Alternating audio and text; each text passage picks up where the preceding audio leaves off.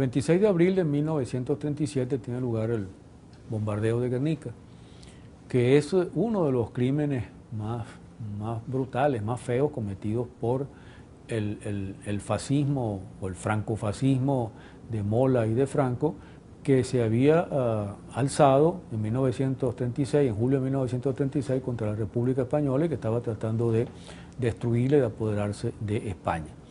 Pero en este caso no fueron directamente los franquistas españoles los responsables del crimen, porque el crimen lo cometió la aviación alemana en alianza con la aviación italiana, y fueron ellos los que bombardearon a Guernica.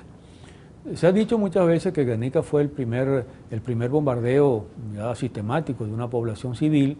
Realmente no fue el primero, porque poco antes la propia aviación italiana había bombardeado un pueblo también del norte de España, Durango, y habían matado allí una cifra importante de unas 200.000 personas o algo parecido.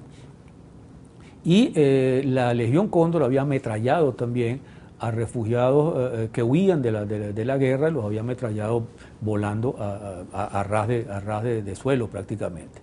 Pero fue un bombardeo terrible, y al mismo tiempo fue un hecho que tuvo mucha mayor repercusión.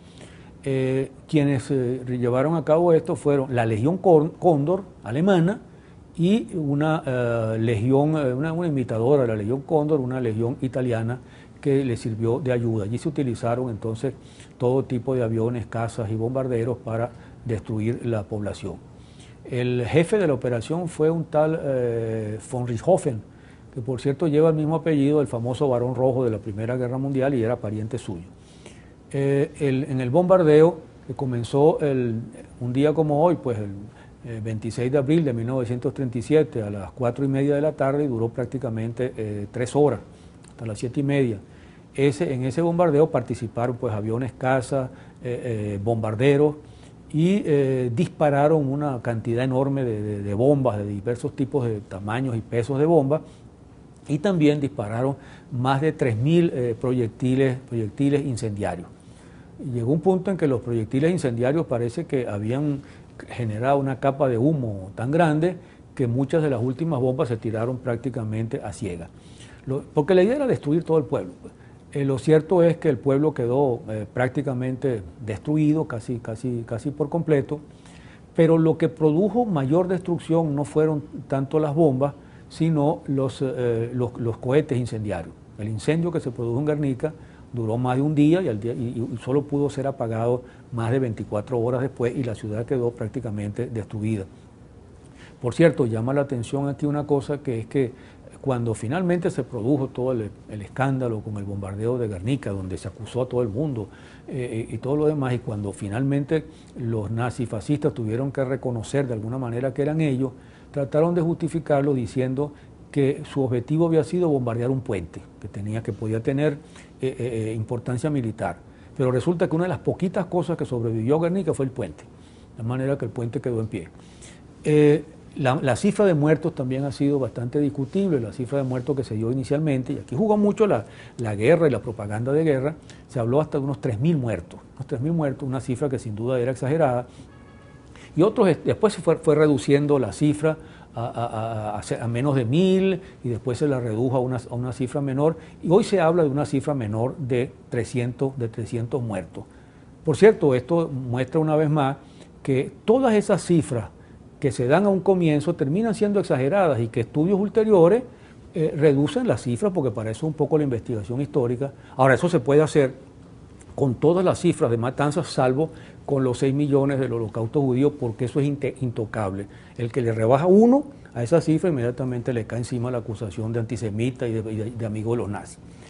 Así ha pasado con la cifra de los muertos de la Segunda Guerra Mundial, de los muertos rusos, etcétera, etcétera. Pero en fin, volviendo al tema, la cifra realmente no fue muy grande, y queda claro que no fue muy grande porque los habitantes de Guernica, sospechándose ya con los antecedentes que había un nuevo bombardeo, habían construido una serie de refugios antiaéreos, y allí se escondió una parte de la población.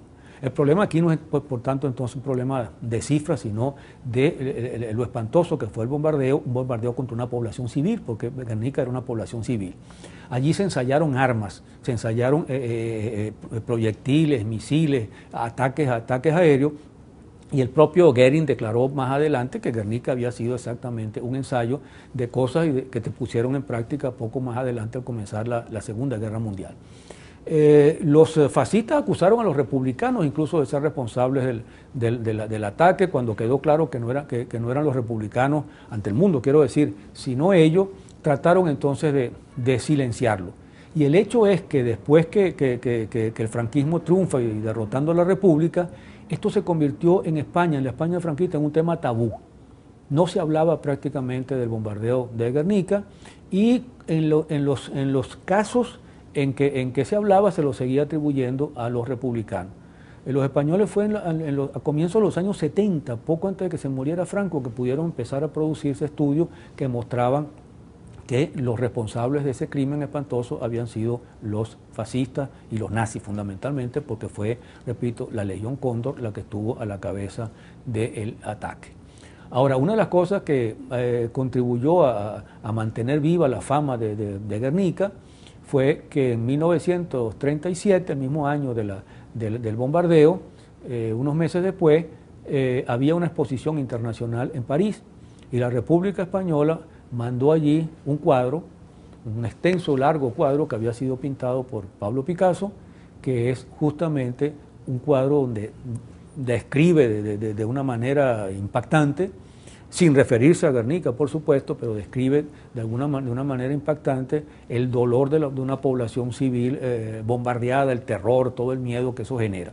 Ese cuadro fue exhibido con éxito en esa exposición, pero no pudo volver nunca a España, porque al producirse la caída de la República, hubo que trasladarlo a Nueva York, al Museo de Arte Metropolitano, y allí permaneció por muchas décadas mientras gobernó Franco, porque la voluntad de Picasso era que estuviera allí hasta que pudiera volver a España cuando volviera la democracia a España.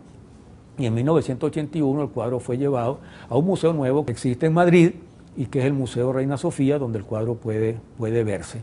Este cuadro es uno de las grandes pinturas de Picasso, y se ha convertido en el símbolo, pues, del dolor de las poblaciones civiles frente a un bombardeo criminal de aviones que masacran población civil de la manera más indiscriminada.